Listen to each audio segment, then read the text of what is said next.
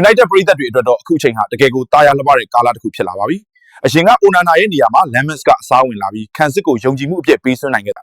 ။ Anthony ရဲ့နေရာမှာ Brian Mbeumo ရောက်ရှိလာတာ။ Garnacho ရဲ့နေရာမှာ Matheus Cunha ပါဝင်လာတာ။ Hojlund ရဲ့နေရာမှာ Benjamin Sesko ကိုအစားထိုးခေါ်ယူလိုက်တာတွေကအသင်းရဲ့တိုက်စစ်အရှိန်အဟုန်ကိုလုံးဝပြောင်းလဲပစ်ခဲ့တာပါ။ Pressing intensity နဲ့ transition speed ကိုမြင့်တင်ပေးနိုင်ခဲ့ပါတယ်။အထူးသဖြင့် counter attack အချိန်တွေမှာအရန်ထိရောက်လာတာကိုတွေ့ရပါတယ်။ခုနကတော့ creativity မြင့်ပြီး space ဖန်တီးနိုင်စွမ်းကောင်းသူဖြစ်တာကြောင့် midfield နဲ့ attack ကြားချိတ်ဆက်မှုပိုကောင်းလာပါတယ်။ Mbeumo ရဲ့ဖက်ဖက်ညာဘက်လှုပ်ရှားနိုင်မှုနဲ့အမြန်နှုံးမြင့် dribbling စွမ်းရည်ကတိုက်စစ်ကိုပုံမအသက်ဝင်စေပါတယ်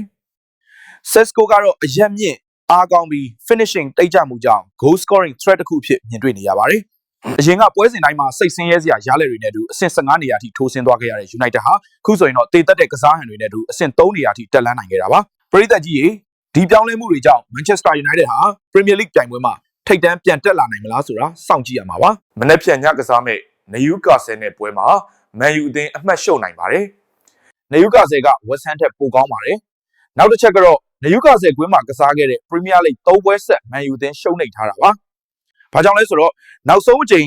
ကြားရက်မှာကစားခဲ့တော့က Man U အသင်းနိုင်ပွဲဆက်မှုရပ်တန့်ပြီး West Ham နဲ့တရေရလက်ထွက်ပေါ်ခဲ့လို့ပါ။ဒီနေ့ Newcastle ကအရင်နှစ်တွေကအသင်းလောက်မကောင်းတာမှန်ပါတယ်။ဒါပေမဲ့ကြားရက်မှာမကစားတတ်တော့တဲ့ Man U အသင်းကရောဒီပွဲအတွက်အဆင်သင့်ဖြစ်နေပါမလား